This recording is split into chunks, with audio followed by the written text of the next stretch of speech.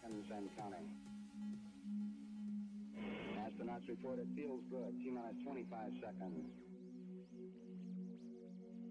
20 seconds and counting. T-minus 15 seconds. Guidance is internal. 12, 11, 10, 9. Ignition sequence starts. 6, 5, 4, 3, 2, 1, 0. All engine running.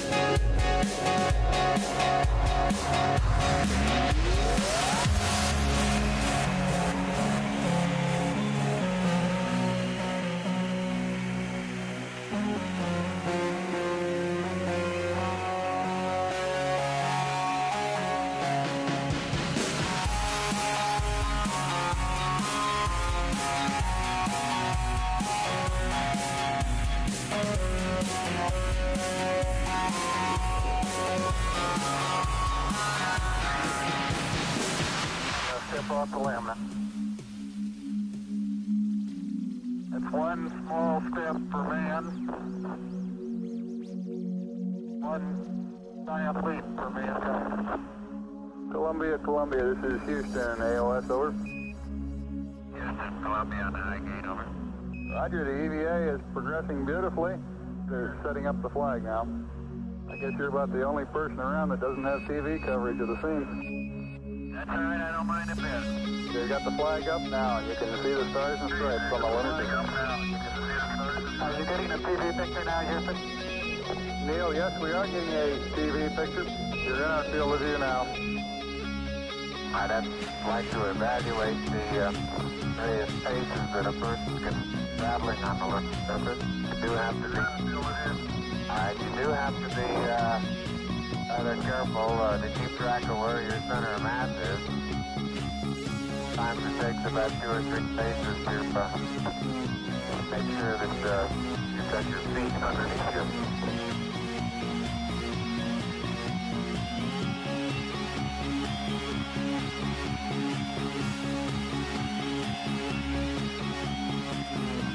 be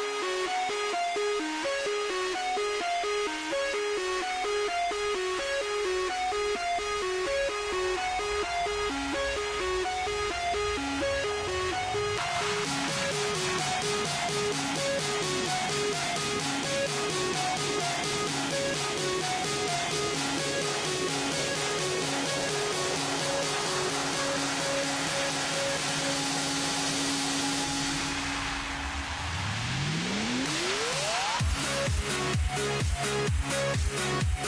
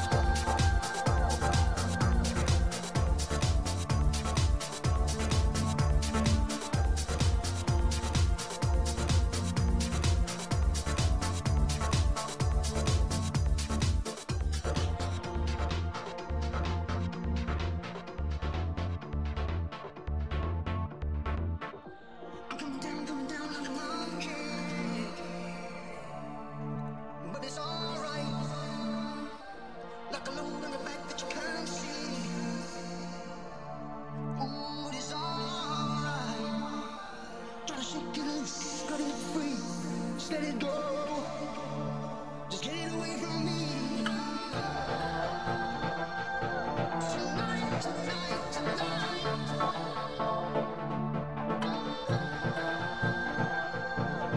I'm gonna make it right. Tonight, tonight, tonight. Tonight, tonight, tonight.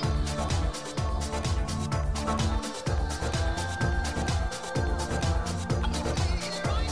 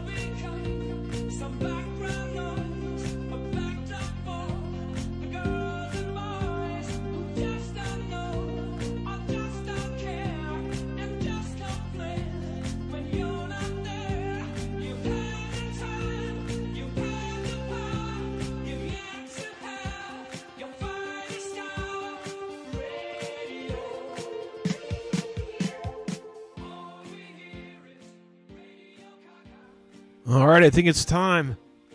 Holy crap, I do sound sick. Let's switch it over. Should really be at home. Shouldn't be here right now. But here we are. It's Shelby Shit Show segment, Shop Talk Fridays.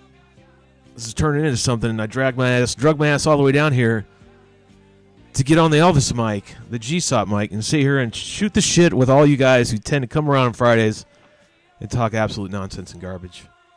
The show will be Sunday for sure at 7. I'm listening to my music in the background. You can't tell I'm nasally. I don't feel good. I don't feel good at all. So don't come over here and try to use this mic because you get sick. Be that as it may. Show's Sunday, 7. Like normal, but Marty won't be here. So I'm going to have Beehive FPV, or I call him Beehive Brian. He's going to be here. He'll be in the shop, and we'll also have Rotor Ranch on. And we might do a, whatever, live broadcast feed, live beat on the street, whatever the hell you call that shit. Oh, by the way, 21 and over. If you're watching this, definitely watching this part, tune it out or turn it off because it's 21 and over, and that's it. And especially today, I'm sick, so God only knows where this is going to go. God only knows. So, but I like the microphone. It's pretty cool. This is fun. So, anyways, we're talking shit. So, a lot of this is going to depend on you guys chit-chatting over there on this side of the screen. Let me pull it up. See if I can't get it. This probably won't be too long. Just, I don't know how long I'll last. So, that's the main thing. So, there you go.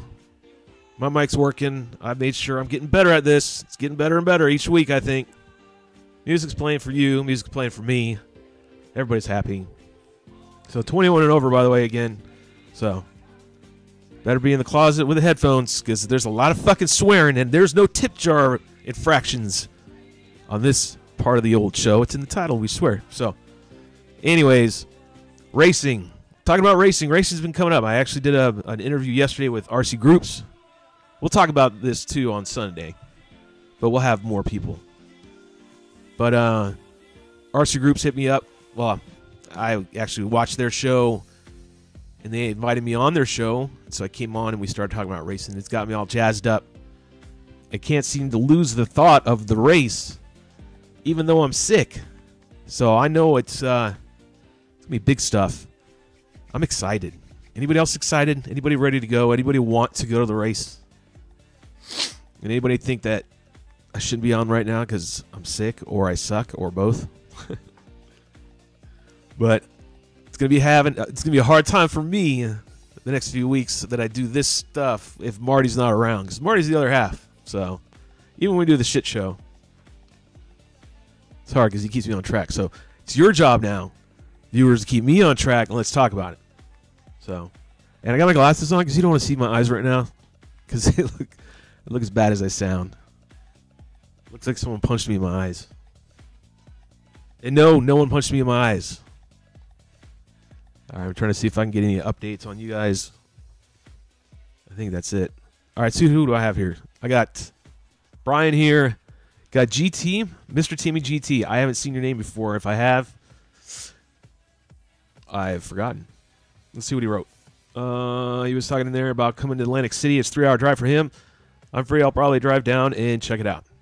The race, that is. And I'm assuming that's what you meant because you don't want to come all the way down here. And the wife is a degenerate gambler. So I can drop her off at the casino and, yep, that's right. Then have some fun. Let's see, what a Beehive right. Yeah.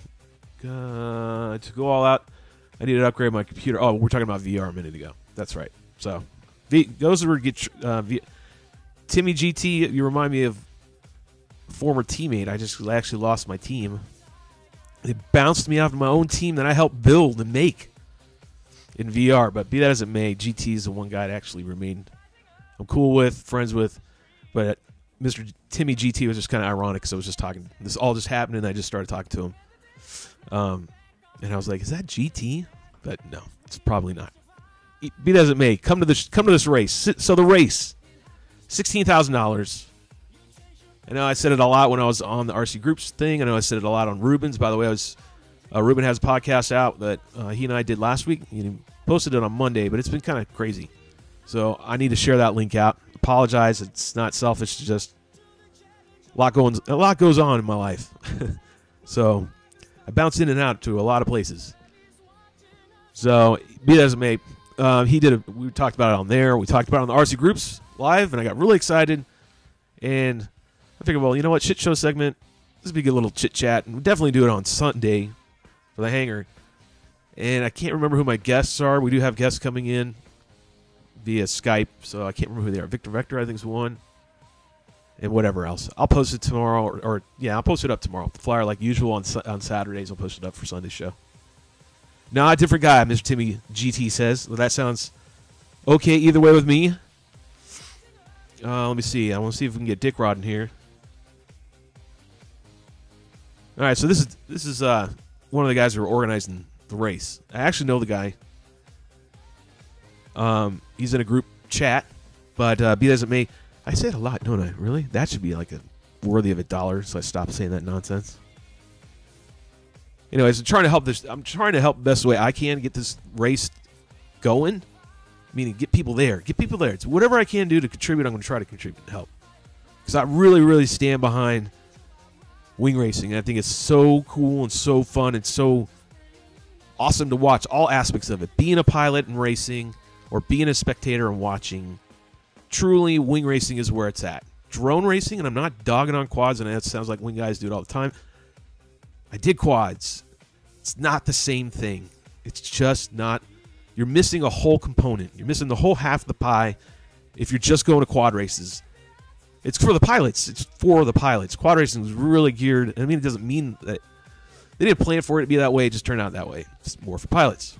Wing racing is not just for pilots. It's for spectators. I mean, it's freaking amazing to hear. When you hear people cheering in the background for you racing, and you've got like 1 lap in or 2 laps in to the race to start, and they're cheering throughout the race, that's a thrill as a pilot. And it's a thrill as an attendee, or as a sitting back and just actually chilling out and watching it, you know, and they're buzzing around, you're hearing it. It's like a NASCAR race.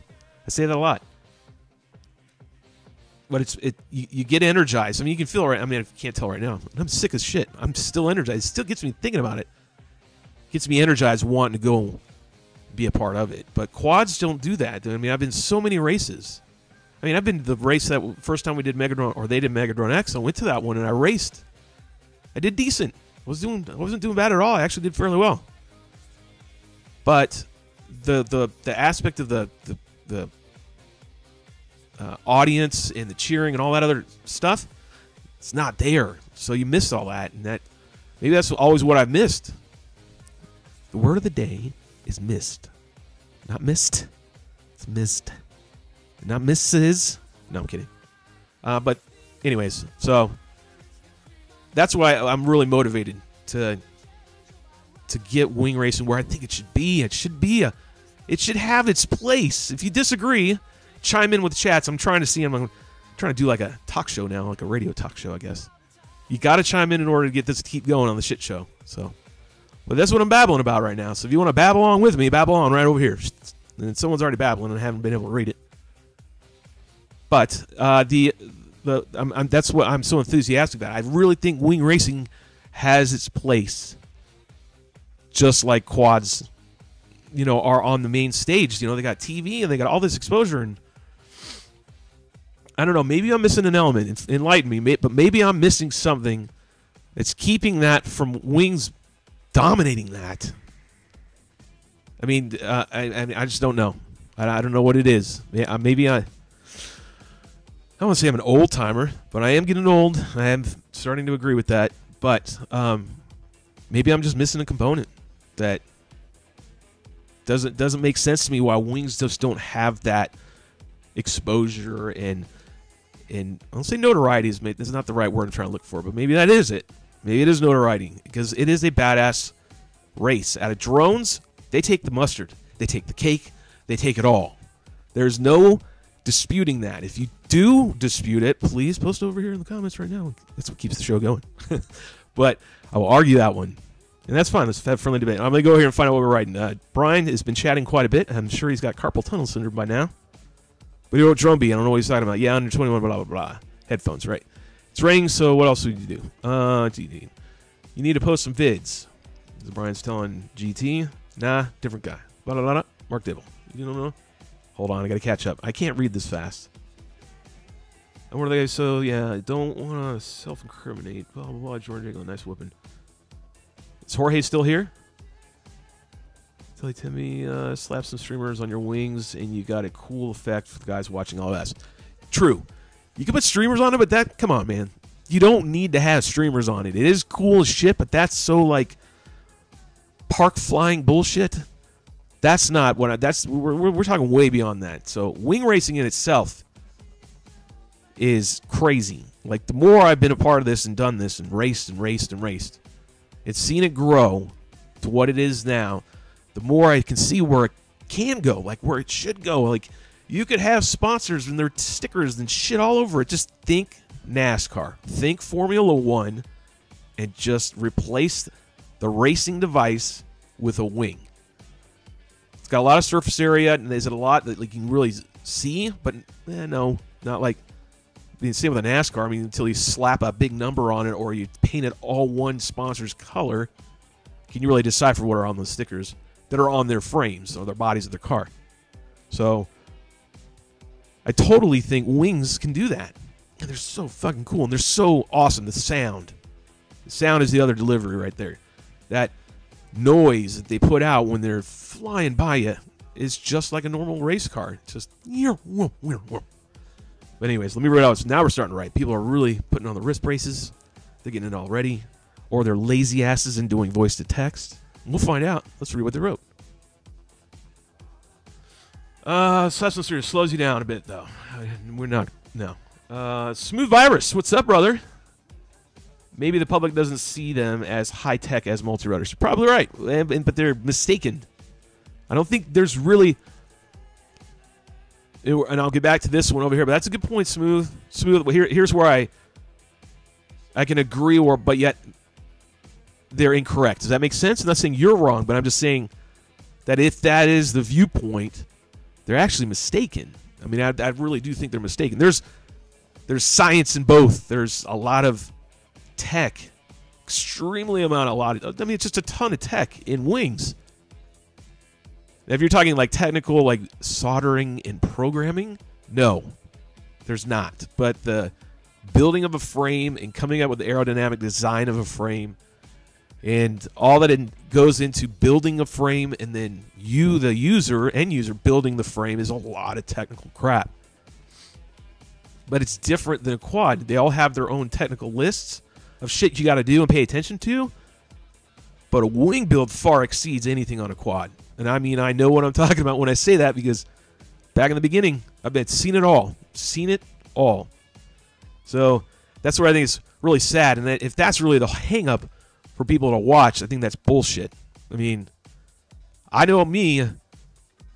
Here's my viewpoint. I live down in the South. I hate saying that, but I do. I live down here in North Carolina. Great people. The people that are really from down here are actually really, really nice, like Marty and them. Wonderful.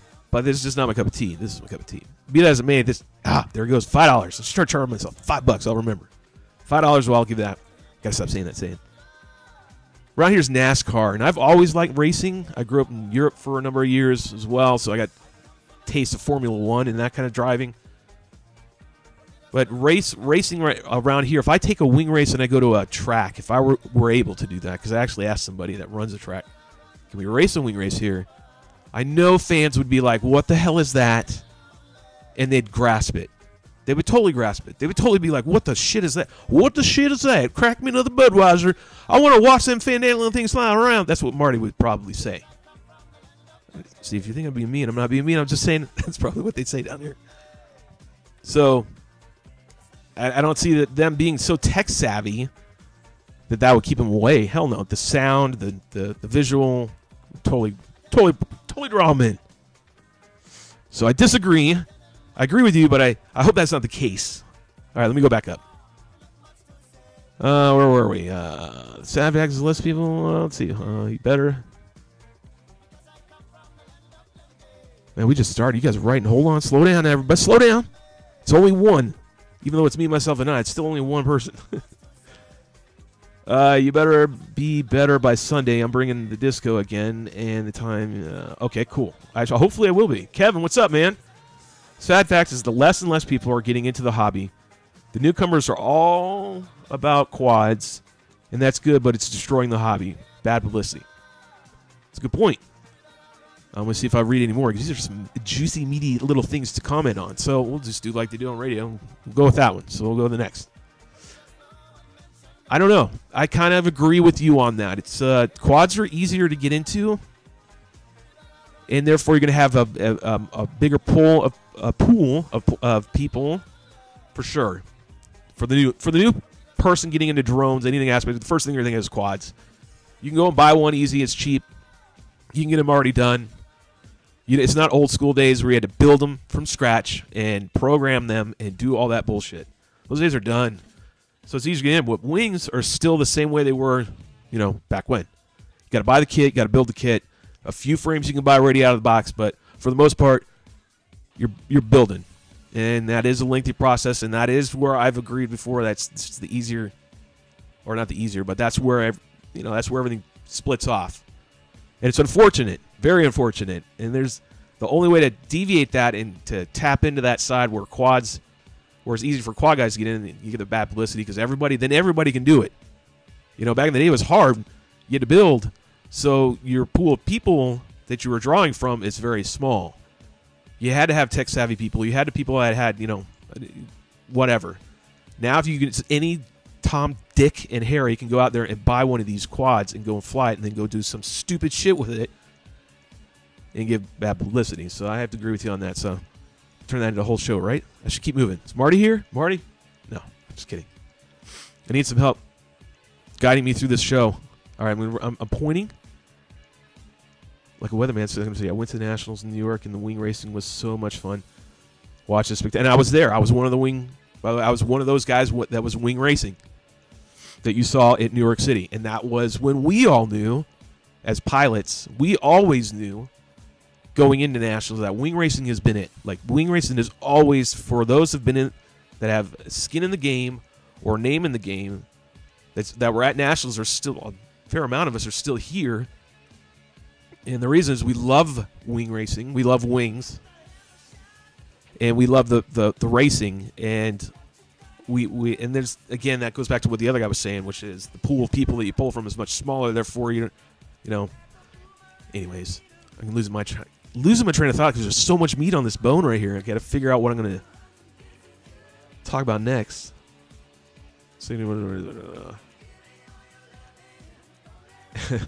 Okay, I like that, GT. I went to Nationals. New York wing racing is so much fun, and I didn't read the rest of it, but the FPV is seizure-inducing. Yeah, it can be. No matter if it's wings or quads. Quads even more so, man. You can get seriously sick. My wife won't even watch any of my stuff. One, it makes her just what you stated right there. Probably, what she said. It makes her sick, gets her motion sickness and all that, so she can't handle it. My dad, before he died, couldn't only watch so many. He'd watch, like, my shows where I do, like, my original episodes, my vlogs where I talk about a product and I show you some freestyle footage, and I still will be doing those. But he would watch those, and then if the flight footage come on, he'd get sick. He'd be like, I can't watch all that. Let's see what else we right here. I'm going to move on, even though I'm bouncing around. Two thumbing it on my phone, LOL, says GT. Okay. One problem of wings is the room. They take what? Where quads don't need much area. Okay, I see what you're saying, Chris. One problem of wings is the room. They take way more room, basically is what you're saying the quads do. We need to dive some wings down to some buildings and fly real close to airplanes and cars. No. Don't do all those. I'm strongly encouraging you not to do it. And have I talked about doing, like, diving a building and all that with a wing? Absolutely have. I've thought about it. I have buildings in mind. And I'm not going to do it. I've done other stupid shit. For real. If you've been following me over the years, there's an Instagram feed way back in the day.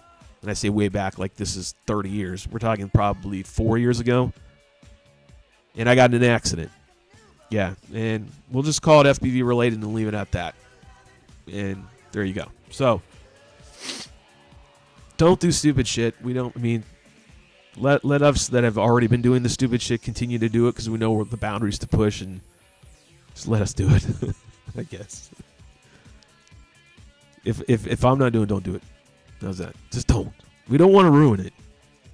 Because wings are still here. I mean, I can go as I'm going off this tangent. It's a radio kind of show, right? So screw it. Fuck it. I was thinking about it the other day when I was flying. I'm like, I'm able to go to fly my wing more places than quads can currently where I live, due in part needing the permission than quads do. I know some people are going to object and say, no, bullshit, Shelby. I live here with you. I'm going to wait for those.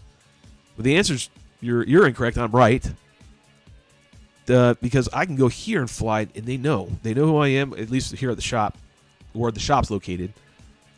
And the city that the shop's located, I'm allowed to go to their park and fly. And I don't get shooed away. I don't have any problems with anybody. Countless people walking around, blah, blah, blah. So, man, whatever. That's a whole other thing. So, remember, it's the shit show. Anything happens here, I told you, I'm sick. So, you think I had squirrelitis before, I definitely fucking have it now. Wings doesn't take away. Oh, we're talking about room. So, true. Your point is proven. Is somewhat correct, Chris. I can take a spec wing course, and I can rock that on a football field. Done. It's been proven. Not the stadium one, but you can do it in the size of a football field.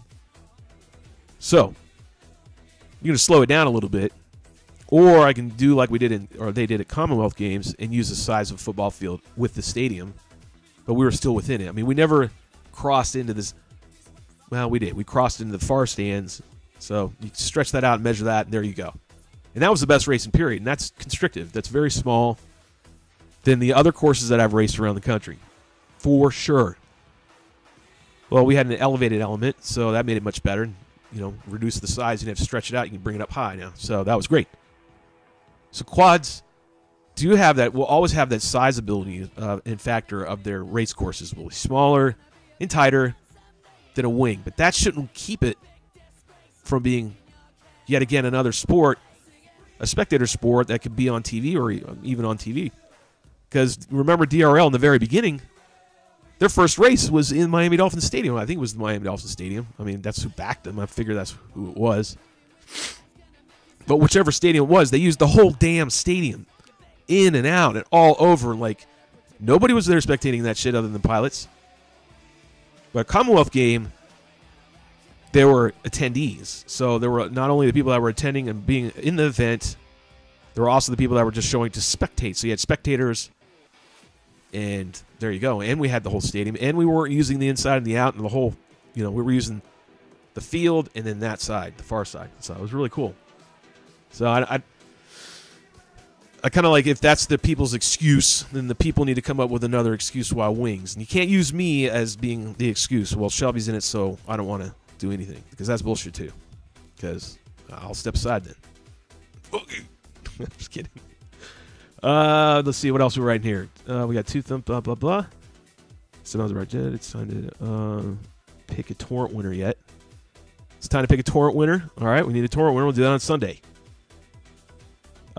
Chris, bingo, man, I live on Long Island in New York, and it's so extremely congested quads I can fly anywhere. Wings, not so much. True. I mean, I get you on that. X-Class does racing at a dirt track. Correct. And Chris, that's where they, it's not where it started, by the way. The first big quad race, and I won't even call it a race, actually. So probably X-Class is it then.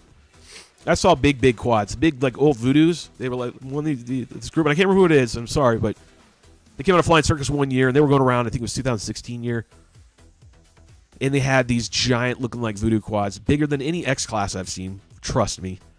They had made two of them, and they were buzzing them around the field, and they were insane, huge, monsters. But anyways, moving on. But X Class is so dangerous, so unbelievably dangerous. It's not that I don't think it's cool as shit. I think it's really awesome because I watched those live feeds that player was showing and them doing on the dirt track. And it was really cool to watch. It was interesting. It was neat. And I could only imagine what it sounded like to be in the stadium and hear all that. But man, oh man, you got 4 10-inch props on one frame times, X amount of frames, however many frames you got. And yeah, that's a lot of blenders flying around, man.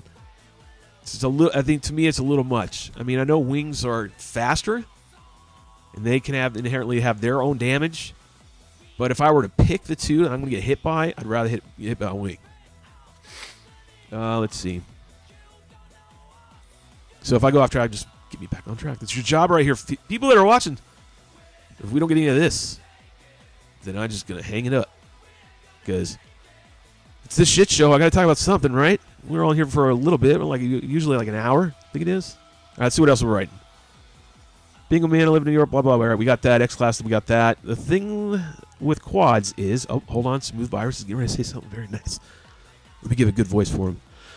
Let me clear my throat. Smooth Virus. He writes the following. The thing with quads is...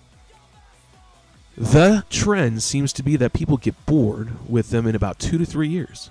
But the people that get into fixed-wing FPV stay in for years. Why, you're quite right there. Smooth is actually right. It is true.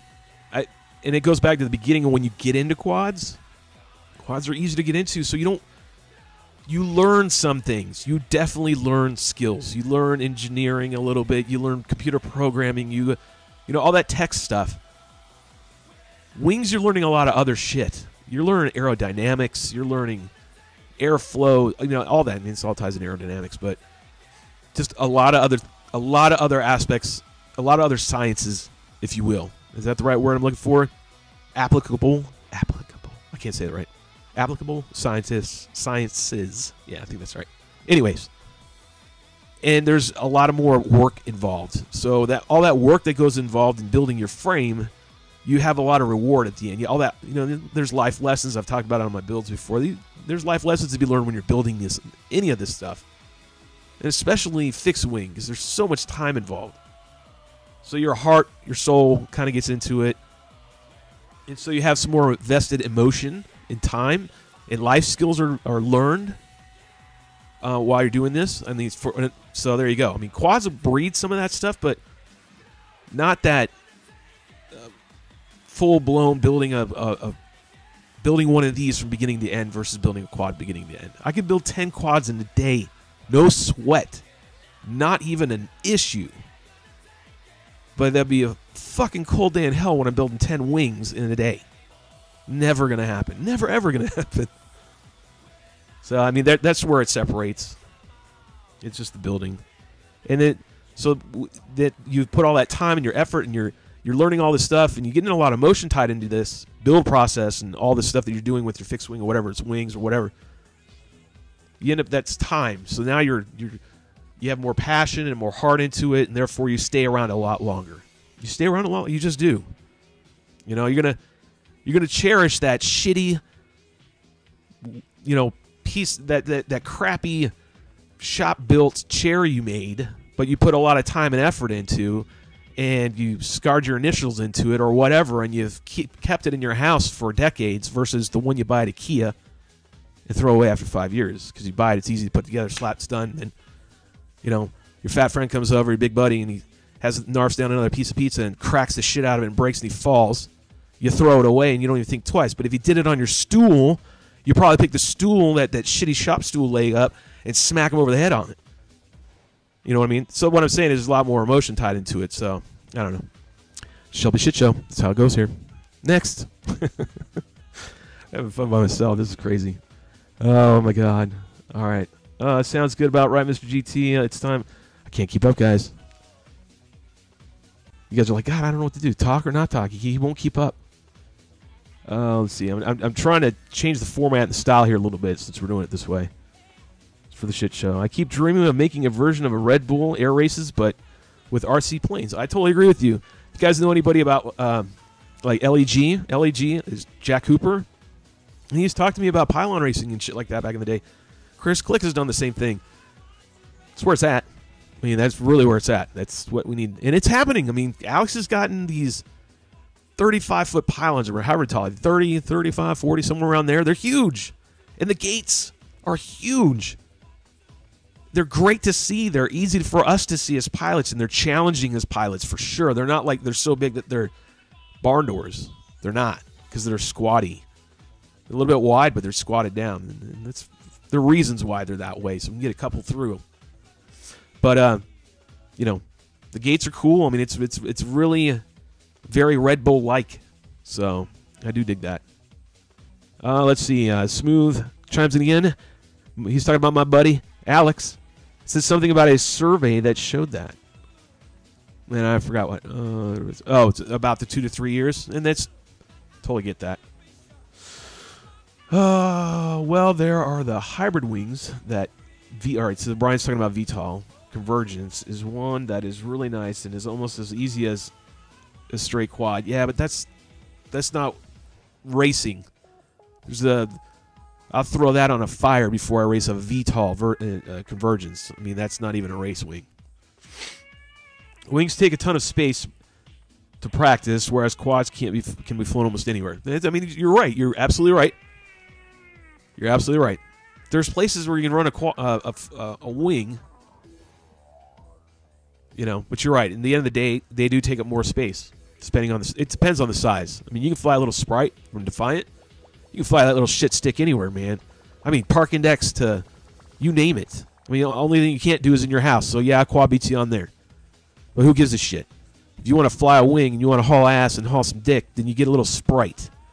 You know, if you want to fly like a quad and really get your shit on, get a Defiant Wings little Sprite. The only bad thing about them is you got to figure out a way to reinforce the front and get some more rigidity and work on that back rear. So, meaning it's got to be a little more strengthened. I think a shock cord is really what you need to wrap around there. But the problem is it's got a twist. It's got an inherent built-in twist in the frame. So, anyways, as I get sidetracked, because that is a really cool frame. Quads will always have smaller space, but you've got to watch a race. That's what I'm saying. I know, and I think that's the only thing you can do is you get to drag the horse to the water and show him, like, look, God damn it, look at this. Just shut the fuck up about quads for a moment and watch. Just zip it, shut your mouth, and watch this, and then bam. Because I know I've said it a lot, and I'm sure other people that were there can say the same thing.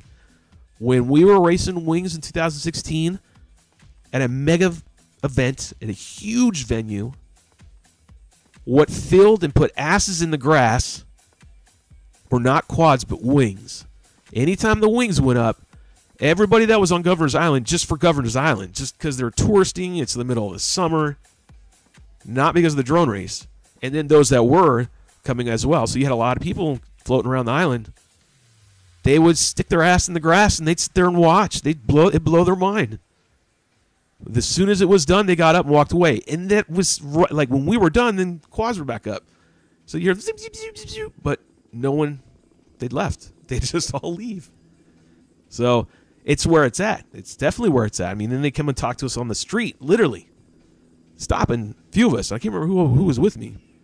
It was like 3 of us, I think. And stopped us and told us that. They're like, hey, quads are cool and all, but wings are shit. We had to stop. Told my wife. He said, like, we had to stop. I had to stop. Told my wife, stop, watch. And we were watching and sat there and watched till you guys were done. All right, so I'm going to move on from that. Let's see, convergence, space. There was Miss Piggy class for Ray.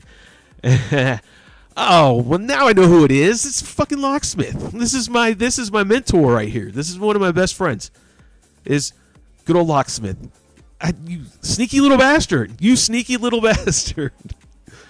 You gave it away with Miss Piggy. He's talking about one of the frames that I have. Actually, I'll go back and grab it. I think I can grab it. You could use it as a freaking door stop, or you can use it as like a tire stop for a truck. Like if you wanted to jack the front of a semi up and get underneath there with like 5 people and work on the engine, you could stick this back there like a wood block and keep it from rolling backwards.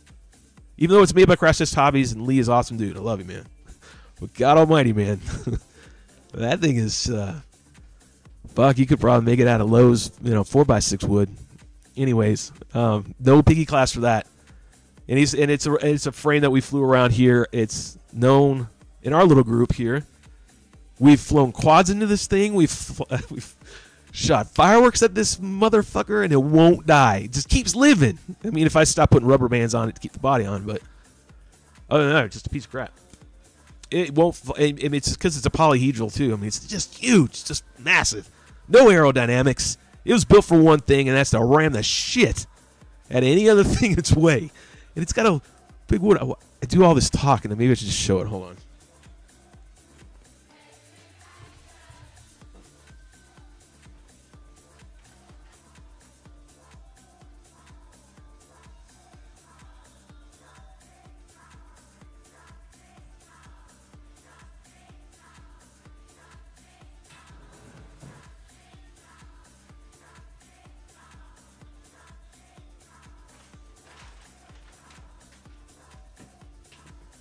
Oh, man. I was embarrassed. Locksmith, if you're even there, because I'm still going slowly through the feed. It's turning out to be an okay show, I guess, right? We've been on for 40 minutes. Not too bad. This is the fucking thing. This is called a storm chaser. This should be the crowd clearer, because it will scare the shit out of everybody. I mean, like right here, you could put, a logo, sponsors, whole business philosophy. You could write it out on the front or on the sides. This is what he's talking about, Miss Piggy. It's not a bad plane if you're going to go ahead and do combat. This is actually a pretty cool plane for that. I mean, I'll also slap the shit out of you with this. So it's an ongoing joke, but there it is. That's Miss Piggy. Don't be that guy. That guy. I don't know what Blitz was talking about. Blitz is in here. Cool to see Blitz. Blitz is going to be at the races in June. Atlantic City, New Jersey. I mean, that's what we're trying to talk about here is the racing. I know I get sidetracked, but this is the shit show. Squirrelitis at its finest because I'm sick as well. Blitz is going to be there. So right there, it's going to be great racing, period. We're there. We're going to be running. I just know Blitz and I are going to want to go at it. We want to race everybody. We want everybody that thinks they can race to bring their ass out to Atlantic City. Just pay the entrance fee, get in. There you go. There's no qualifications. Just show up, pay, and go. Obviously pay before you get there, but get there. Get there. Someday I'll dive FAA headquarters on 7th Street. That's all you, Smooth. That's all you. Brian, me too. That glass tower, 15501 Durham is begging to be dove. Yes, correct. You're absolutely right. There's a building here in Durham. Is it Durham? Yeah, it's in Durham. Yeah, 15501 in Durham. Nice glass building. I'd love to go ahead and... But no, it's not going to happen. Regarding diving buildings, see Black Sheep in Bangkok. Yes. I think you know what you're talking about. Brian, sounds great. Smooth virus, but you could never share the video. Yes. We agree that wings on planes should have more of a presence in racing. We know. Oh, told you. It was that circus. Yes. No. I'm charging packs. Then in the F out, says Kevin. Sweet, go fly. You don't want to sit here on Shelby Shit Show segment unless you really want to. I'd be flying if I could. It's too rainy out right now. Finally building a Wraith. Been racing quads for a while. Flying them for 5 years now, says Mike. Chambers. You picked a good frame, man. You're going to like that frame. That's an awesome little frame. Building wing is totally different. It's a project. It is. Shelby, you think the right spec is the best racing frame out there. How about as just an all-around flyer? My only requirement is GoPro and a decent durability. I'm not a racer. I like to cruise into proximity. So GT, all the guys that design frames have unique qualities about their said designs. If that makes sense. I always equate a lot of this stuff that I do to skiing because skiing is another big, huge part of my life. And just think of like ski manufacturers. At the end of the day, it does the same thing, but each manufacturer has a unique quality about them that makes them better than the other. So you got K2, you got all these other brands, and you got to think about it like that. It's kind of what you're wanting out of it. Now, the right spec V3, currently for me, for what I like to do, is amazing. It's the racer. It's the spec racer. It just turned out that for my freestyle, what I like to do, it's right now my favorite. It's just hands down unbelievably great. But it won't hold a GoPro. So that's the problem. That's why Brian's actually got the Runcam HD2 or whatever that I need. We swapped. I gave him that one that I won, and he's going to take that one. So anyways, that's all it can really take. You can't put a GoPro on it. It's too much weight, throws it out of balance. Or if you try to balance it, you're sticking it in the middle, and you got this big, huge aerodynamic problem, and it just changes the way it flies, and then you just lost all the purpose of, flying. So if you're wanting to carry like an HD camera and that kind of thing, you want to step up size, and you're going to get into bigger sizes. You're going to require more space and more field and all that to get it around. So, it just depends on what you want to do. If you want to cruise, so, the list, there's a laundry list. I know a lot of guys like me say this, but we're just trying to be fair and honest. Depending on what you want to do, dictates where I'd point you to the frame. And no, it might not be a right wing. It really won't. It might not. It might be a TBR 60. It might be anything. Just don't know what you really want to do, and I'll get down to it with that 100%. Get you some all day long spec wings, and it can be from either one. I mean, Anthony likes his TBRC. Totally get it. I haven't flown a TBRC spec wing, so I don't know. I've flown the VAS spec when it first came. I've flown the original to variances and then all the right wing variances. And for me right now, the right spec V3 is just hands down that. Anthony loves his spec wing from Anthony, I believe, right? From TBRC. Correct me if I'm wrong, but so there you go. Timmy, get a recruit for that kind of flying. What did he say? What kind of flying did he want to do, Kevin? A recruit's not a bad frame. Teeny little bastard, actually pretty cool. I actually like that frame. Just reinforce all these ones that are plug and play, because the foam that they use are not that durable. You buy the ones that are kits, you're getting an EPP. You buy the ones that are not, you buy the ones that you have to build are more of an EPP. They're all EPP. That's the foam dense, the foam material. You get into the ones that are pre-made and they're, put about, they're usually like an EPO kind of stuff. They're more brittle and blah, blah, blah. And they're good. They can easily glue them back together, however, but you need to reinforce them so you're not constantly fixing them. Let's see. So I'm trying to speed through these best I can. I like building my own, though. Yeah, there's a lot of stuff in the building. Okay, gotta go. Cool. Later, Kevin. And I'm sure he's already gone. Ringus is where it's at. Correct. Big Lou's right. Big Lou! I just finished some Sprite. Haven't gotten flown it. GT, if you got your Sprite and you do have one, make sure, heed my warning. It is a twitchy little bastard. It's a little damn gremlin. But once you harness it, it's amazing.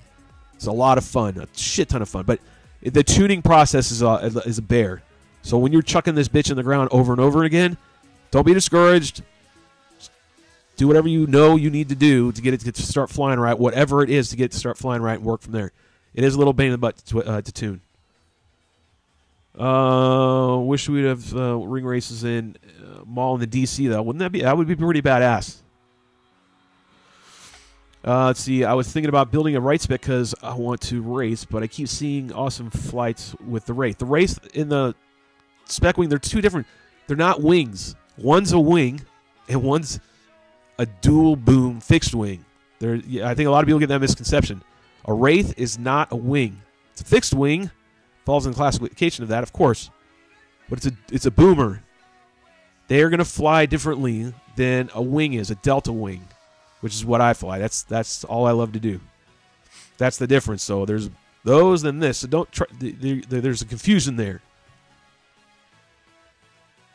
Let me see what else. I'm trying to get caught up. I wish I could put a little sticker and then we could go right to it and find out right where we were. Build a right spec. Build a right spec. You will be absolutely happy. The thing about right wing stuff is the channels are pre-cut and you just drop everything in and bing, bang, boom, you're done. I mean, it is. The fact is a fact. They are pre-cut. They're already there. You don't have to think about it. Bam, you're done. Laying the spars. There's no science in it. The build process is a lot quicker. And yes, I'm going to throw out Starbond because there's a reason why I love them. It works. You build it with Starbond, your build process, you're done in a half an hour. Then you're already moving on to laminating. So, I mean, that part I do love. Holy shit, he's still talking. Hell yeah. Hip, yeah. So here's a question. How about a wing that you can reverse thrust on during a dive to a... Well, you're just talking about air brakes then. And of course I'm going to be talking... What are you talking about, nonsense, Obsidian? It's the show. We've only been on 50 minutes and it's only me. The only one here. Figured I missed you. No, you didn't miss me. I'm gonna stay around like a cold sore. No. If you're gonna talk about like reverse thrusting on a wing, I don't see that happening ever. I mean, just because I don't know.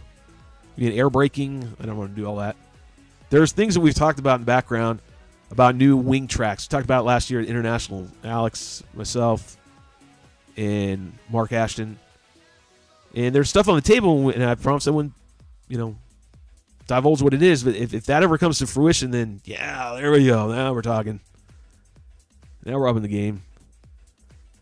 Hobby Wing, Fly Fun, V5, ESCs have a reverse thrust lead on them. Connect to an RX and you can reverse it. Not sure I would want to try it. Me either.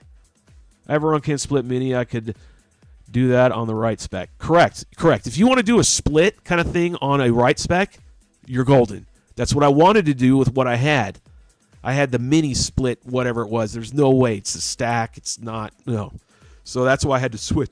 Excuse me. And I had to switch with Beehive Brian and get his run cam HD2. Because what I wanted to do was just that. Put a split in there. I'll put a pics on the Sprite on Instagram, Timmy. All right, that's what GT's saying. What's up, Brosifts here? Sprite needs low rates. A lot of low rates. Way low. That's why I'm thinking right spec. It looks so easy.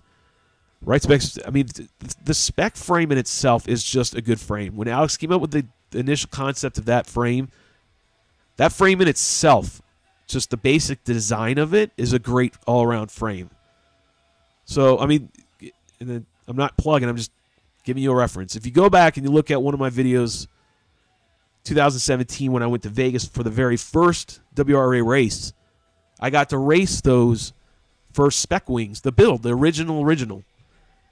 And then we took it out to the mountains, and we did a couple videos, and proofs in the pudding right there. Look how it flew. I knew, like, wow, this shit's amazing. This frame by itself, just by itself, not because it's a spec race wing, is a awesome all-around frame. The way it flies is just really, really cool. And now it's just been refined and tweaked and subtle, and Clitty Clack's got his hands on it too, and Anthony the TBRC is too, and they're all refining it a little bit. There's only so much refining you can do on a frame, but nonetheless it's happening, and they are getting better. So, yes, tape versus lamb. Hold on. Oh, we got a tape lamb debate. What's up? Sprite needs low weight. That's why I'm a little tape versus lamb. Hell yeah, the V3 is killer frame. Yes. Tape versus lamb versus goop versus nothing. Team Legit had a wing flying with reverse thrust. It just slowed it down a lot. But it was hilarious to see. Hey, did you get my email? Samu, I'm sure I have not seen my email, so if you sent it, I'm sorry. I haven't checked work, and then I'll being sick. I am behind. Your guys' stuff is right there. I just haven't been to the shop yet. It's the first day since the other day. I love the 80s Club Mix jam in the background. Jen Lenny Gold. Awesome. I'm glad you dig it. Fucking, it's chicken sticks. Is that beat up black mini track still flying? No, it's sitting in the back. It's in the back, Jake. It's retired on the Wall of Fame. I can't hear it all. So I'm hearing the same thing, but I'm way behind. Use the lamb. So tape, lamb, goop. On a Sprite, you want to goop it. Don't tape it. Don't lamb it. For sure, don't lamb it. So on a Sprite, you want to goop it. On any other frame, it just depends. There's multiple schools of thought. There's gooping it. There's taping it with the reinforced packing tape that I love, and then lambing it. That's the way I've always done it, or I originally always did it, was tape and then lamb. I mean, I'm talking about the leading edges and the spars. Basically, I was just duplicating what Leah Crash's Hobbies build videos did and just doing it on everybody else's frame because it worked. I mean, you want to talk about making your frame a tank? Build that way, and your frames aren't going to die. I like the Loctite Chew Glue. I don't use that, man. Need some solid gold dancers. We have the Tiny Whip dancers, but they're not here on the Friday. This is the Shelby Shit Show. We don't have tiny dancers. Tiny dancers are on Sundays. Oh yeah, Mini Drag is on the short list for purchases too. Mini Drag has been for the longest time my favorite frame all around. It still holds that title. But by oh so fucking much does it hold that title as my favorite frame of all. And that's only because of recently. And that's just because the V3, when we made some simple tweaks the other week, just freaking opened it up like in a Pandora's box. And now it's, that's all I want to fly. I even have the Nano. Now, folks, the Nano's a whole nother thing. It's a whole nother topic. The Nano Drag's a great frame. But I don't know. It's just that V3. And the Mini Drag, so the Mini Drag's a great frame. Still, it's number one for me. Get it. Portability, it's easy to put together. It's been a great frame for a long time. It still holds number one for me. But very, very close. Let's not talk about the Mini Drag. Brian wants his Mini Drag. His Mini Drag's sitting in the back. I just haven't built it yet. E6000 rules. E6000 is great. I just don't like the dry time. That's what Starbond's great. It's kind of like an E6000 CA mix. You got both worlds together. The quick of the quick drying time and all that with the CA qualities and the E6000 kind of durability. I don't know how to describe it. That it's stiff yet rubberish. I mean, you got to get it and try it. It's actually really good. You saw it there, man. We used the shit out of it at CFL. Used a ton of it. Matter of fact, I remember a lot of you guys coming up there and kept asking me for it. All right, so 2 coats of goop on my Mini Drag fuse is amazing. Correct. There are a lot of people that like to use E6000 for bellies, for the belly or the fuselage, and that's great. And see, Locksmith, are you still there? Look at all these words and jargon you have me using. You've taught me well, Yoda. But by the way, he did. Where is it? What does he go by on here? Lock Tools for You. You need to change that name, son. he really did. He taught me everything. But a lot of people do the goop on the belly of the fuselage, and it does work. I've seen it up close in the hell. I've never done it. So I've always done the tape. Tape that bitch, and then you're done. And it's quick, it's easy, but my method is different. My approach to building is not like most. Because my goal might be different than your goal. They like to look at it, and I do too, but they view it as a project where they might hang it up on a wall and, majestic looking. If I'm hanging that shit on the wall, it's because it did something, and it's done, and it's dead. And I don't paint it and put all that time and effort into it because it's not going to aid me in the process of what I need to get done, which is I want to fly, and I want to get good video. I want to record it. I want to have an amazing time. I want this strong. I want this not to break on me and take away from my day. Meaning if I crash or hit something, is it going to bust and I'm going to be done for the day? I want it to survive my daily abuse. So I don't tend to paint. If I do, it's just because everyone else fucking painted their shit, so I might as well paint mine. Or it's a requirement because you might, some of these big races over the years, you had to have your frames, be distinguished or look different, or at least, whatever. I just don't like to do all that. Function over form. That's correct, always. And tape and glue work. And I know everyone busts my balls and we joke about it, and I'm fine with that. It's cool. But there's a reason why my group busted my balls about it, because I do use it all the time. I always have hot glue with me. I always have tape with me. Always have tape with me. Because tape and glue, and especially on the Starbond stuff, I am never down. Like if I'm down, the Nano Drag was down, not because it was broken at CFL. I mean, it broke, but it was the motor mount. We kept busting motor mounts or motors. That's what eventually grounded it at CFL, and I couldn't keep flying it. I finally started flying it again because I got a motor mount back. But the build is what kept it alive with the shit it hit and the bounces it took. And same with the V3 was the way that Rotor Ranch built it. He sprayed the shit out of it with, M90 and then painted it like it was, 5 layers thick of lacquer. A lot of paint, but it's durable now. And then lammed it, and then boom, strong. But, you know, I built for function. Let's see. I cringe when I see Bear Balsa mini Drax. If you see a Bear Balsa mini Drac, I'm going to be scared too. But if you're going to get a mini Drac, I strongly encourage you to do that. I don't know how long they're going to stay around. So I keep having Click send me some. When he sends me another frame, I always ask him, hey, please send me another mini Drac because I want to hang on to it. I never, ever want to be without that frame. You could take away all my frames still. I'll still say you take all my other frames away.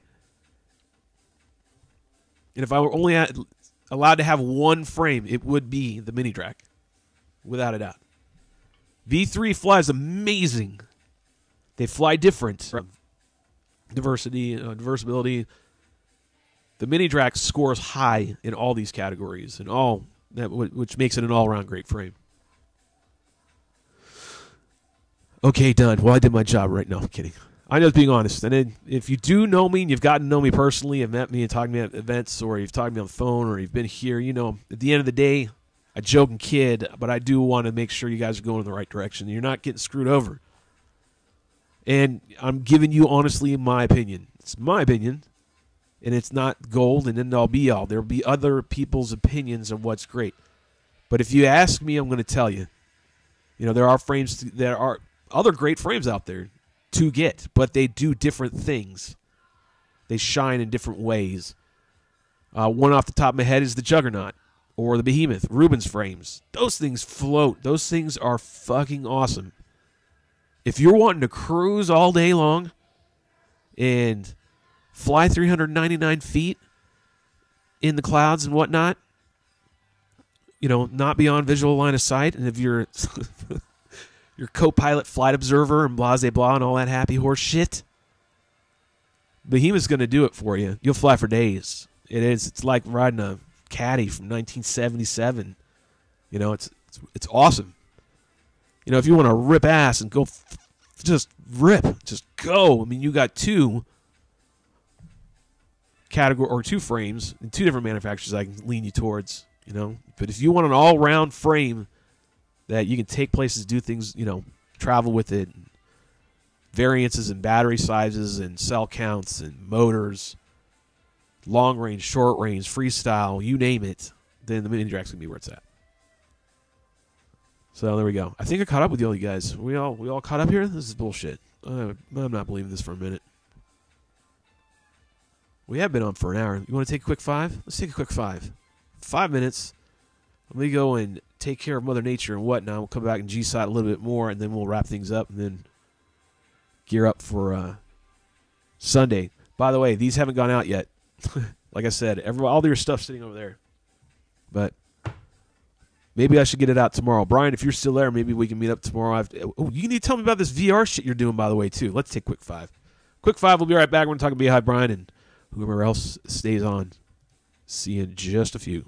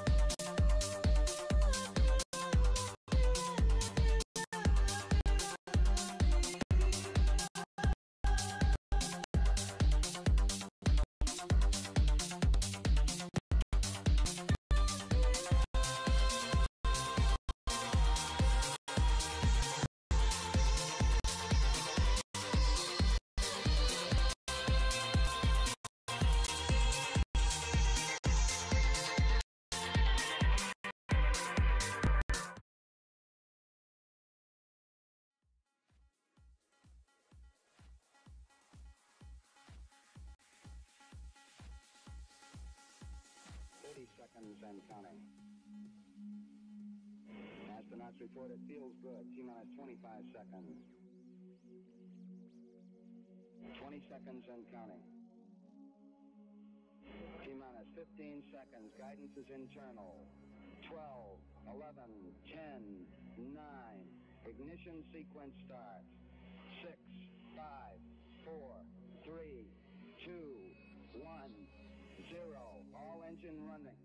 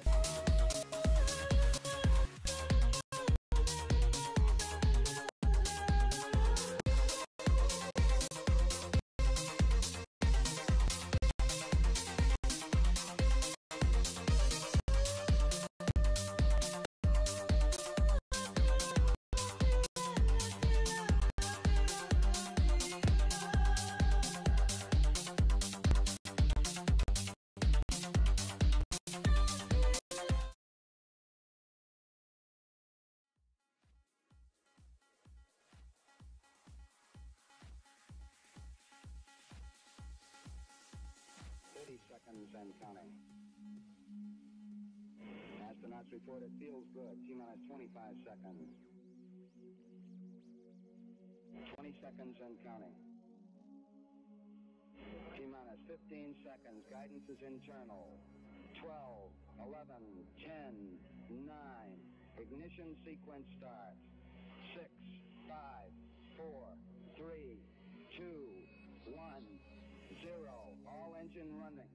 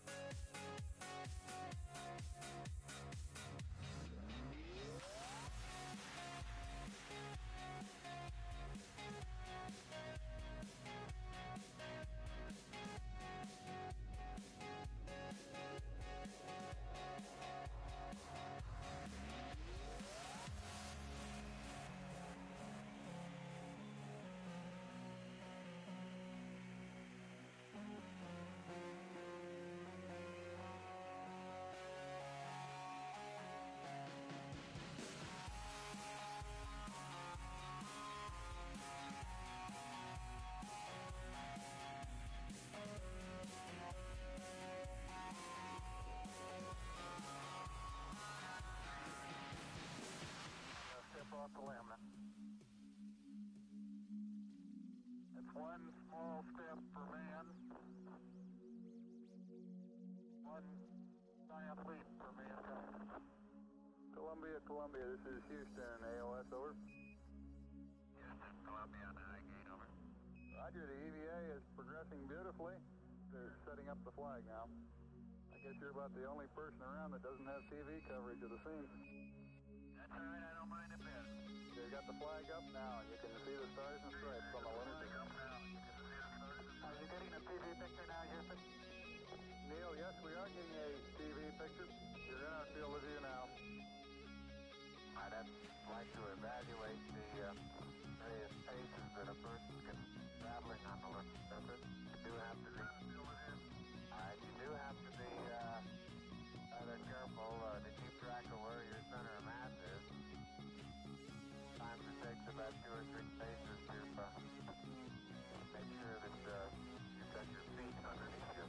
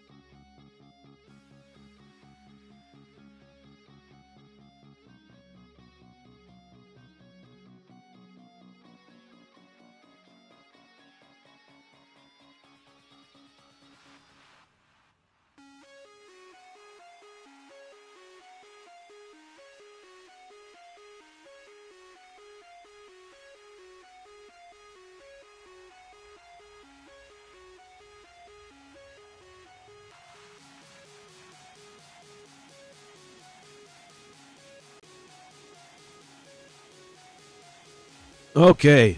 Yeah, we didn't even have the music up. There we go. Now the music's up. What are you guys babbling about now?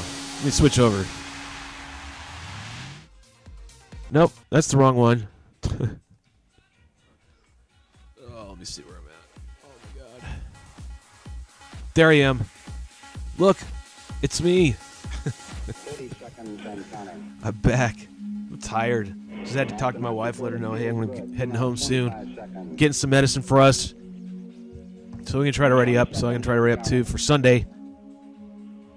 But it's been kind of tough. You know how you get sick if you're married? You tend to kind of 12, 11, get a little edgy sometimes. So gotta be careful with that. sequence starts. So what are you talking about over here? Let me go read. 4, What's all the nonsense? What's all the chit chatter 1, going on over here? 0. All I engine got a running. strong influx of texting going on. What does he write? Better pitch stability. Why not? Blah, blah, blah. One question. What are the benefits of putting booms in elevator on Drac Mini Drac? Just went to buy and saw the boom kit. That's why I'm asking. Before I read any further, because now I'm gathering what this is all about, kind of. And Blitz is in here writing, so it's nothing but chicanery and tomfoolery. I promise you. Before I even continue reading, I bet you somewhere in these texts, I'm going to read something that Anthony wrote. Blitz. It's utter silly nonsense. But that's okay, because we love Blitz. The boom kits. Yes, I haven't flown a boom kit mini drac. I can't suggest that because of that. I only suggest shit that I do know and I can tell you now that I've flown. Now, boom dracs, all the guys fly them and they say it locks it in more and gives it more stability, but it changes the way it flies. I like flying the mini drac for the way it was designed.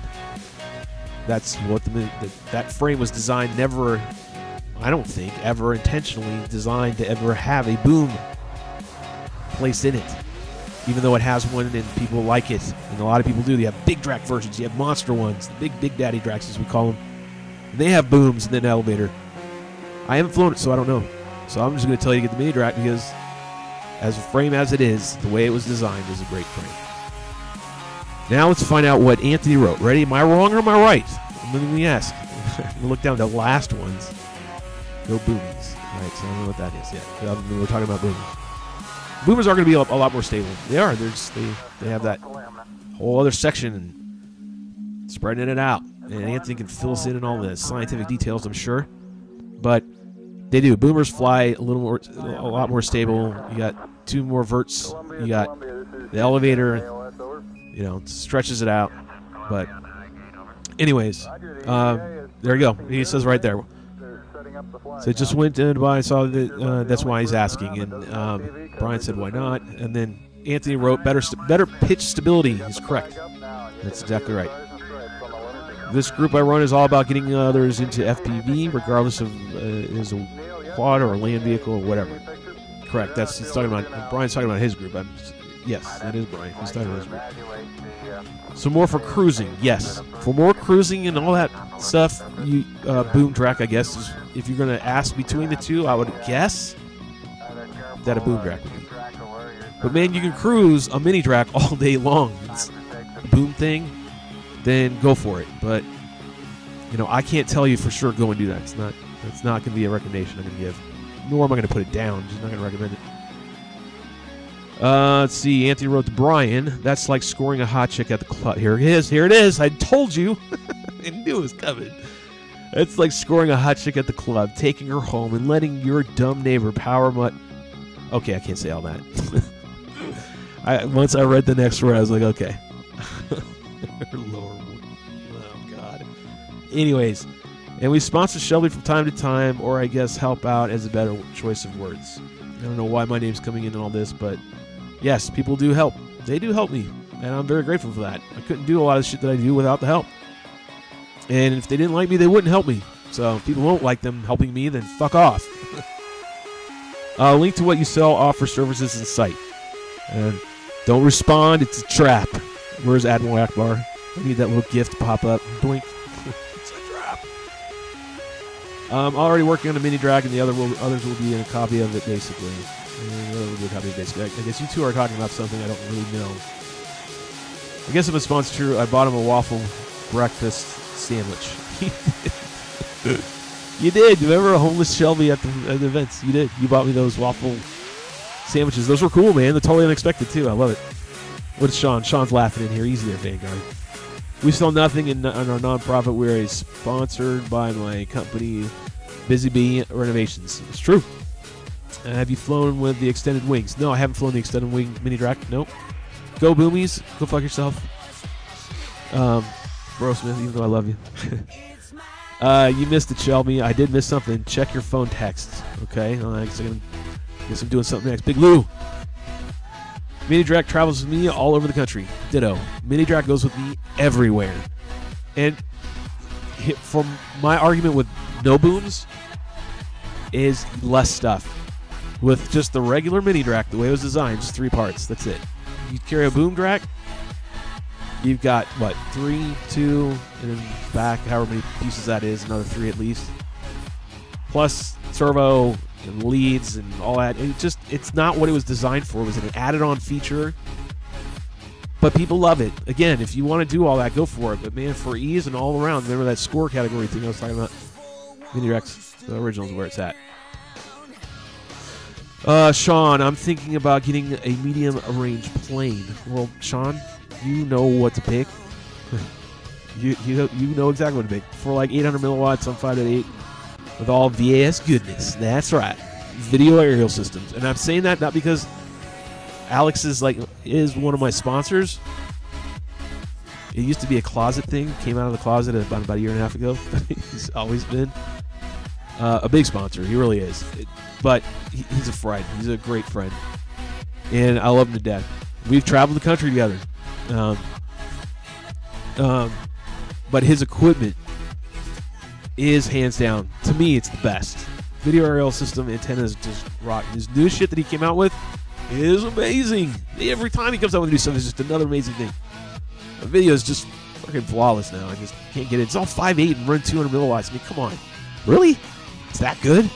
It's amazing. 5.8 and 800 milliwatts, you'll be able to fly everywhere now, Sean.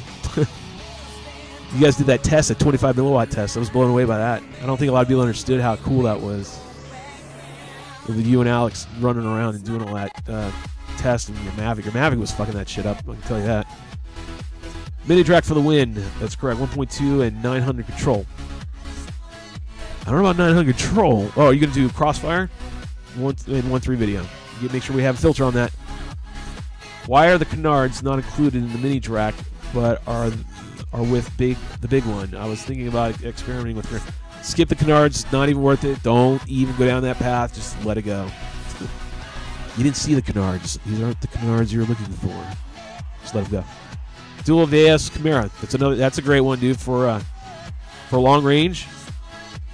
Yeah, Chimera's by Video Aerial System. That's Alex. Alex makes frames. If you didn't know that, he does. Makes the Wraith, the Micro Wraith, the Chimera, the Wyvern, the Race Wyvern, the Twins, all that stuff. So he's got his own line. He's a unique line, too. So be sure to check out the Pegasus. Yep, I have that one. I never built it. I didn't build it. Then it's got canards on it. Pegasus by VS has canards. I know a guy.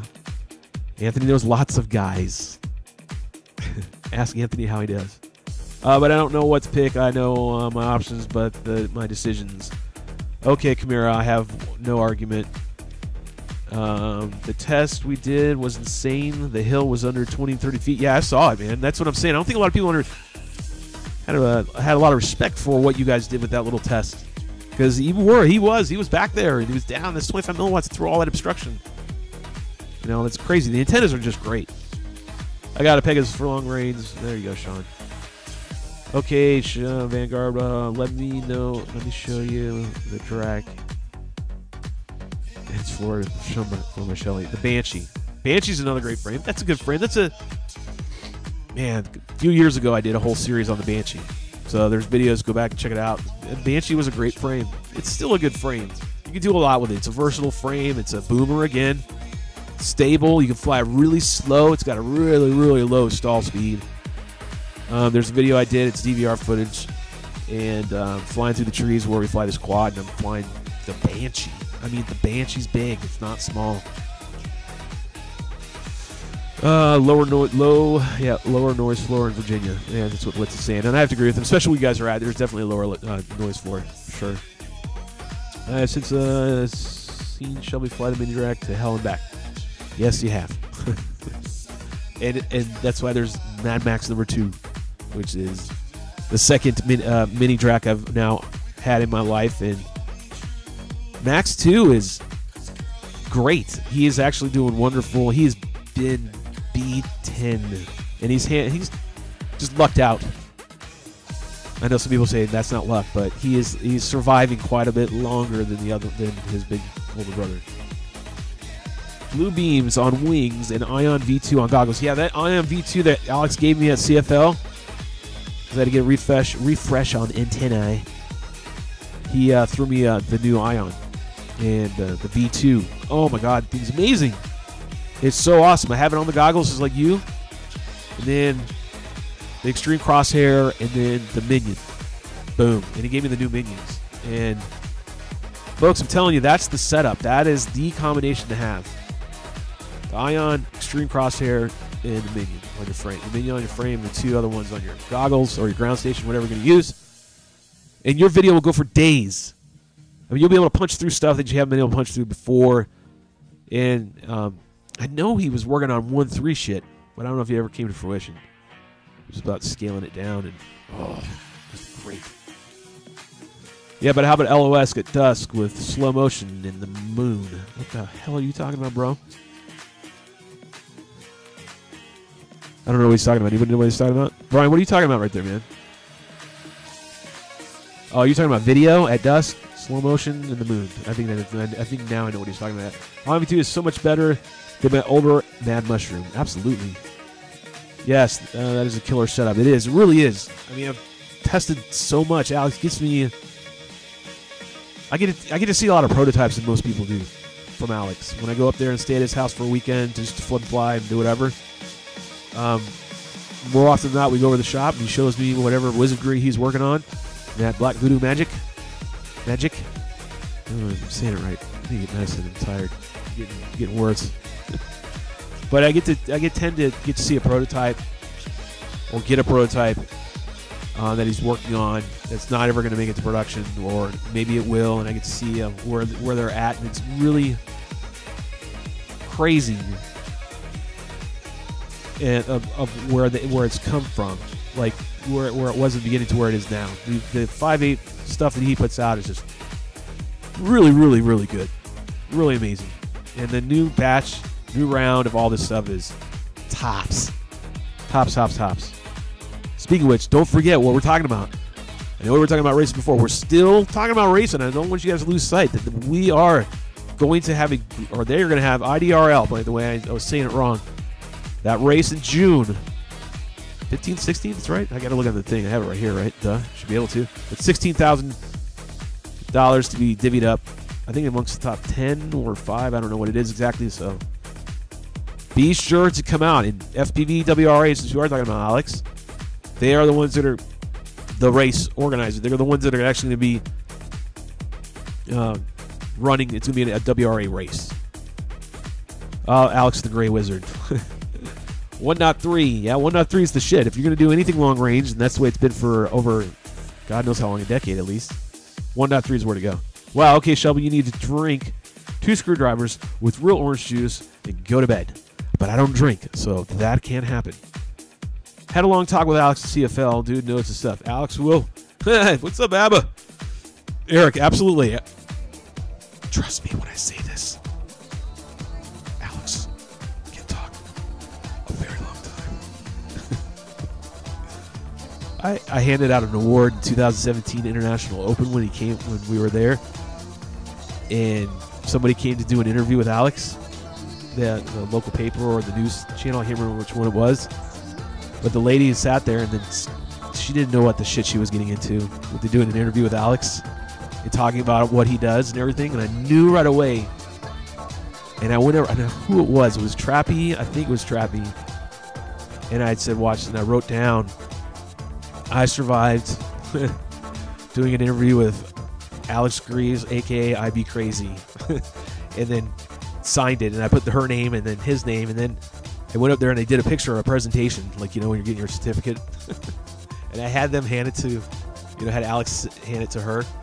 It's great. I got to dig that photo up because it's actually priceless. So, yeah, Alex can talk, man. But he knows what he told his friends in my whole life, closest friends, are extremely smart. And it just blows you away. Great guys, though. At least I get paid for it, says Sean. Well, he did help me get to international that year. He taught me how to cook food on a manifold.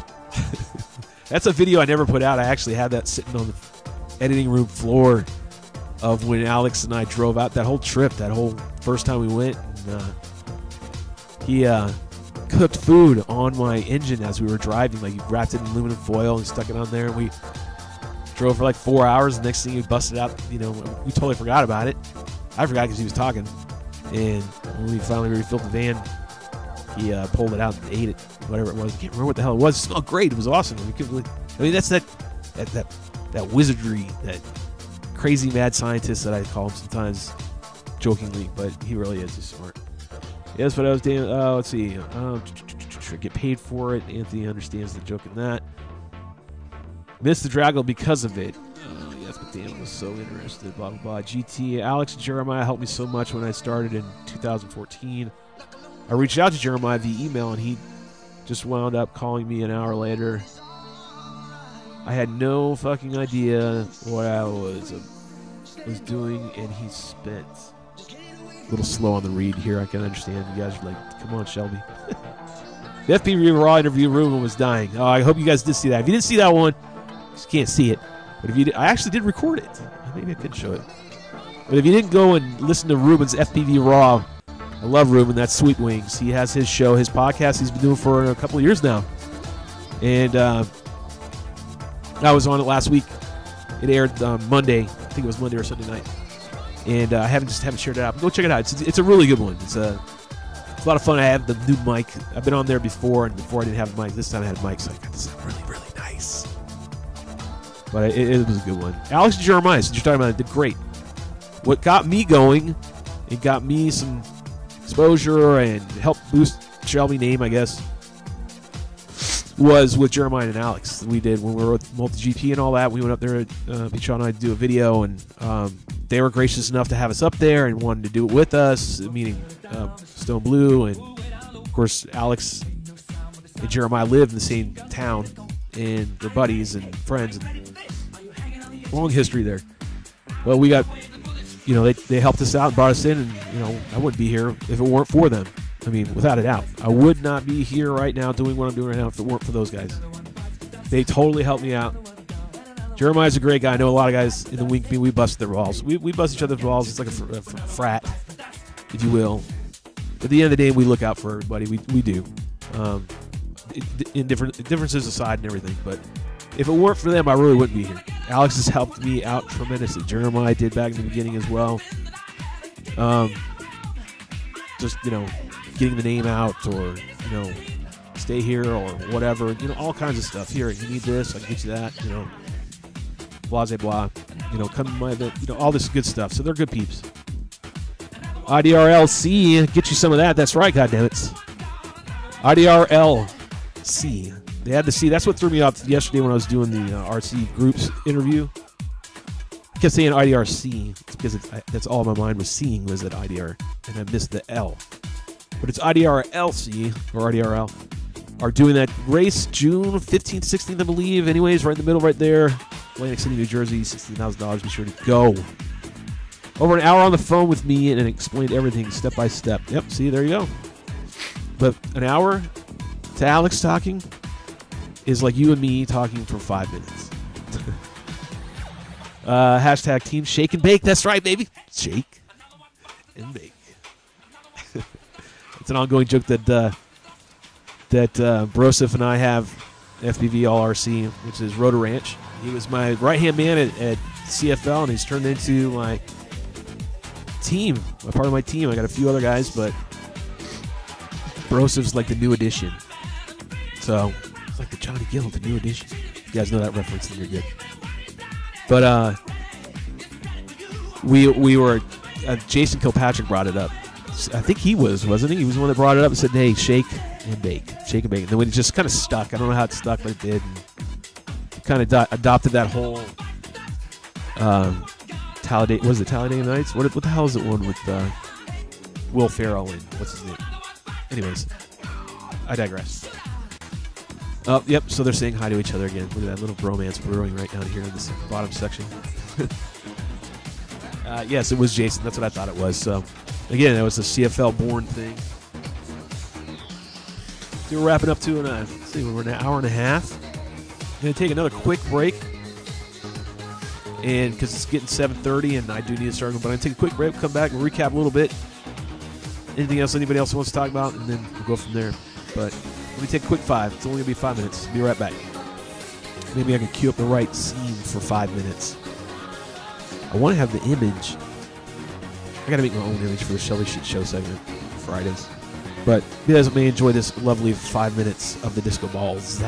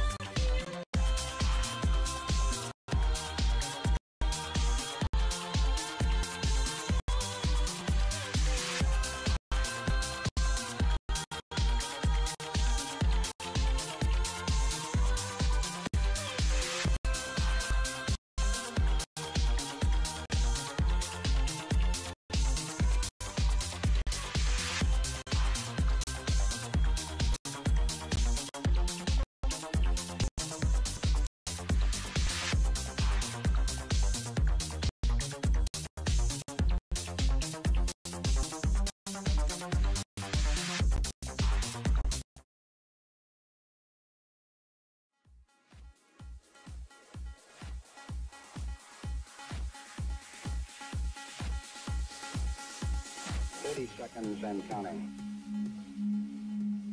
Astronauts report it feels good. T-minus 12, 11, 10, 9. Ignition sequence starts. 6, 5, 4, 3, 2, 1, 0. All engine running.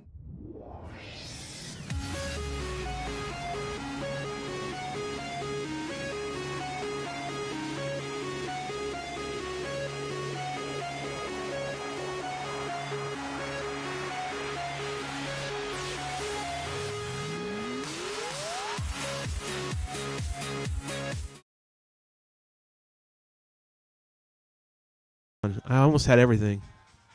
I don't have the music though. Well, that sucks. We gotta have music. Music is not gonna work. Where is that at? Do we have the music? Oh yeah, we do. Is that good? There we go. Now I got some music. This will be the disco music, but you can do. So there you go. Let's see. So there is the layout. There's the race course setup. It's in the red right there. Okay, you see up there. See, I'm getting this weathered thing down. So there's a public area, viewing area, public viewing area on the other far side of the beach. Race course setup is gonna look. It's gonna have part of the boardwalk, which is actually on the upper left. It's me over there. I can't get it. But over there, I think that's part of the boardwalk. I can't zoom in right now and view all that. I'm looking at what you're looking at. So that's where it's going to be. And I don't know if I'm supposed to share all that information, but it's too late now, right? Cat's out of the bag. Too bad. There it is. That's where it's going to be. That's where the race course is going to be set up. And now there was another cool picture they have out right now. And that was at the beginning I showed.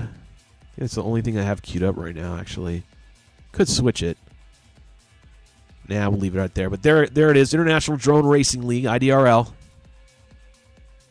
So go find out from them all the other details of how much it costs, what it is. Buzz them. Pound on their door. Get them to go. Show some enthusiasm. Show that you actually want to go and let them know that you want to show up. This is going to motivate them to stay on their toes and get it done. Because I'm trying to create the best buzz I can because I'm excited. I mean, there's some money. There's some money. And let's go and try to get some. And let's move this up. Move this sport to where it needs to be. What do we got right over here? We got some people chit-chatting over here. Let's go back over to that. Let's see what we got going with the chit-chat. What's going on here with all the guys and gals? Can you hear me now? Oh, yeah. Well, that's a little late. All right. So, laughing the bloop, bloop, bloop. Bloop, bloop, bloop. I'm going to try to kick it. Okay, wife's home with the burrito superior later. Oh, Blitz got some food. He's out. No here.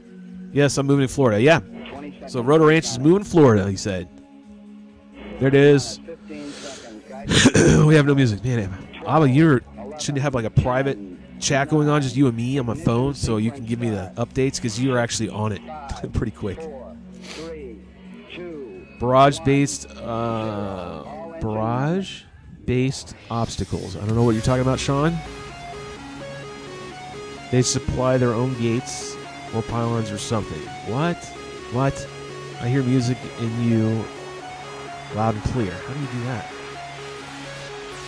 Oh, there we go. That's why. How's that? Is that better? I turned it down. What? Okay. Sorry. I think probably my music in the background's loud too. Yeah. It's probably a little too loud. There we go. Yeah. It's for sure you guys were hearing that. It's the shit show. That's why I keep it on there. I'm making sure the expectations are upheld. You should have low expectations too. That's what I was talking about. Okay. Go back to the picture you had. There was an obstacle over water. Okay, hold on. Let me go back to it. That means the music's going to change again. Ready? Music change. Zip. Oh, there it goes. The music changed. All right, so we're back over here. Sean McEwen wanted to see a track. And he was talking about barrage-based obstacles. So are you talking about using the, I'm assuming that's the catwalk or something out there? Are we using that kind of shit? Is that what you mean? Barge dam. I can't spell. Okay. Cool. So you're going to incorporate some natural obstacles, I'm assuming. I think that's what you're talking about. But it stands to be good. It's going to be windy. You're going to deal with salt. It's a lot of shit that's going to be playing into this race that hasn't been played into any other race that we've attended. Now, New York City, you could argue, was, over water or in a water, surrounded. It was on an island, but I don't think the wind played as much as a factor as I thought it was going to play at New York City, Governor's Island. Salty Dogs. I have no idea. IDRLC wants to have obstacles over water, and I'm all for it, man. Put that shit over the water. That's fantastic. That is this all day long. It's getting you some. Doing that kind of shit is what's needed. You need stuff like that. There's no reason why we shouldn't. That's why I keep saying to you guys privately, you need to have the championships like out in Vegas and go run those mountains and put the gates on the mountains and the pylons on those hills, and go to the one where I actually did the video freestyling that shit. Imagine racing that. Oh my God, that would be so crazy awesome. And having it over a boat, and I guess that's what you're talking about, going out to barge or something like that over the water, is tremendously awesome. I mean, it's so legendary crap. It's cool. Salt Dogs have no idea. There's only one I was good. Ain't first, you're last. It's true, I guess. Correct? If that's what you're wanting to talk about, Ahmed, then yes. You're the first group to sing Dancing Queen. But venues, like Wings can be in a lot of cool, majestic, badass venues. I mean, I'm going to throw one out here. Let's say if you had one in Switzerland, or you had something, somewhere out there. You had a wing race. Because they've done wings out there, for sure. We've seen it in the past, if you've seen old videos. Imagine like scaling up a waterfall area as part of the track. Like you had to go and race bottom, and then you had to scale up the entire waterfall to hit a gate at the top or some shit like that. And those verticals are insane. Or drop down and then go to the next part of the track and then get back up. I mean, there's so many things you can do. All right, what am I reading over here? I'm seeing a delay is what I'm seeing. Wing race in Iceland. I mean, yeah, come on. Sky's the limit. You can go on and on and on. These guys that have been racing quads and out, what is it, DRC? What is it, Taylor's? Sean Taylor's thing that he races in. It's not DRL. It's something else. But they go in all these cool places. You know, they've flown in an airplane graveyard. I guess our aircraft graveyard. They've done that. Totally could do it with a wing. Come on. Seriously, all day long. I still think one of the best venues to have a race, just to say and do it, is on a racetrack. Is run a wing race on a on a race track, on a real NASCAR track, and run 50 laps, run 100 laps, do like an endurance. Like seriously, that would be so cool. Big rigs, like run big 60s and shit, and rocking 6 to 8S. And you're hauling and you're doing 100 laps. Just keep thinking. You go in your head. I mean, you can get these. We all know these wings could go well over 100 miles an hour. The faster we can rig them out and just go for it, I mean, that'd be so cool. I would love to race on a racetrack in that kind of environment. I would love to adopt, seriously, again, like a NASCAR approach and just have a team. And you land in the pits like you do. They drive in the pits. Well, you land in the pits. Everyone gets like, oh, it's flying. Well, you also got a car driving 180 miles an hour, and they're hauling ass into the pits. There's no difference, really. But, anyways, as I digress, I think that is a cool venue. Again, wing racing can bring that. You could do an X-Class on a racetrack. It's been proven, but you put a wing on there, it's way better. So, I think that's another cool venue, but putting it on the water and all that, I think is a fantastic idea. I think it's a great idea. It's a good addition. It's a challenge. Do you got what it takes? Do you have the desire to run your rig out over that salt water and all that time and effort you put into it, potentially to sploosh, go in the water and not get it back? So all that time and effort we talked about earlier, heart and soul and all that into that frame, and you're willing to race it on that condition, I think is cool. Bring a lot of nerves to the track. It's going to This is another whole other element I didn't even think about. So now you're really going to have to deal with water. And I've flown over the ocean quite a bit when my dad was living in Myrtle Beach, so I'm accustomed to that. And there's a different. It's different. It's different flying. It's a different throttle management a little bit. It's got to be. And the good thing about a beach is more often than not the wind is a steady wind versus a variable wind. So you can deal with that as long as it's not variable, right? As long as it's a steady stream, constant flow of air, you can battle that and you can work with that. So when it's variable, it becomes a big-ass issue. So it's going to be wind, it's going to be salt water, so all that mist, if it's humid as hell, it's going to be hot. So you're going to deal with humidity and the heat and the salt in the humid air. Then you're going to deal with the other biggest issue that I saw was, and these are all great challenges. These are not like don't go because of. This is what's making this race a really awesome race. Just, again, like real racing, you got all these tracks are different and great for various reasons. Well, this one's going to be awesome because of these reasons. Then you're going to have the people. You're going to have a lot of people. You're going to have a lot of oohs and ahs. You're going to have a lot of spectators that were unexpected to be. They weren't planned on being spectators, and now they are. Because it's the middle of the summer, and everyone's at the beach. And the only bad part there is going to be. I worry about the noise floor. Like, I wonder how bad it's going to be. It's going to be a lot, and I would imagine it's going to be. That'd be the only issue. But we did it in New York City. They, had there was a big race there, so it is doable. It's been done, and technology's gotten a lot better. So I hope that's not going to be an issue. But I plan on it being an issue. But the cool factor is going to have all those people there. All those people are going to show up and be watching and getting excited about drone racing and finding out there's a whole different genre of quote-unquote drone racing. And maybe they get into it. Maybe they start going out and buying a frame and being the next pilots in the next class. So Bro Smith out there doesn't feel like he's the freshman class anymore. So anyways, let me check. Let me see where we're at. I'm going to start wrapping things up. Screw it anyways. We've been on long enough. But don't forget, again, and then there's other races that we'll talk about those on Sunday. The main one I wanted to shout out about right now is the big one in June. So if you haven't done so, reach out to them online. I don't have a lot of links yet for them, so you're going to have to do a little sleuthing. But be sure to be here on Sunday. It will be me, myself. No one-man party, Marty, unfortunately. He's out in Cali, got that gig, so he won't be here. Beehive, FPV Beehive Brian will be here. He'll fill in for him. So we'll still have that southern twang going on in the background. And he's extremely smart. He knows what he's talking about. So he can lend some stuff to the table, to the drone hangar. We'll have some fun that night. We'll probably we will have Broseph on.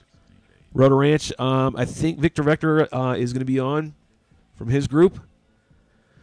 I just holler out your name, man, like 3 times. How many more times can I yell out your name? So if...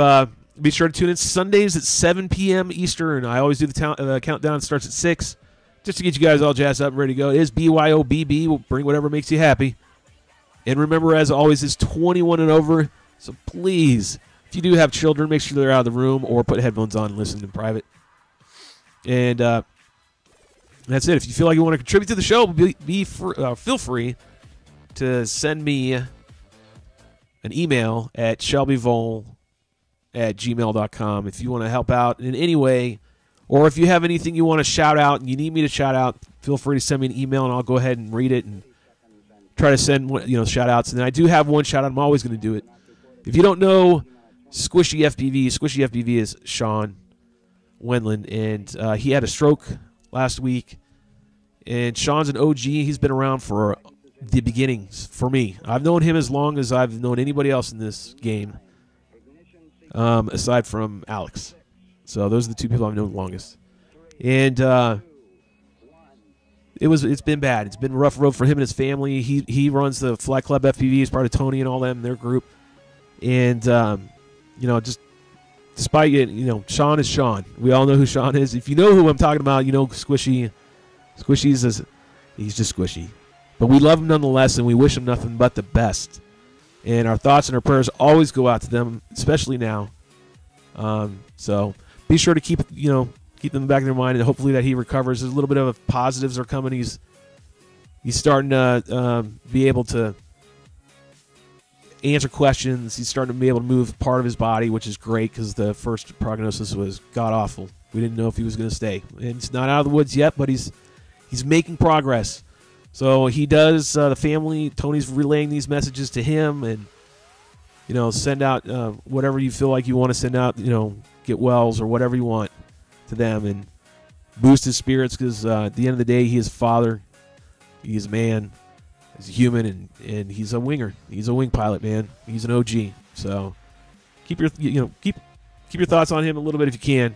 Let him know you're thinking of him. We do love you, Sean. We hope you recover and get back to us soon and start winging with us again one more time. All right, I'm going to head out of here. Thanks again, guys, for tuning in. I love you all. You guys are badass. And until next time, as always, get you some.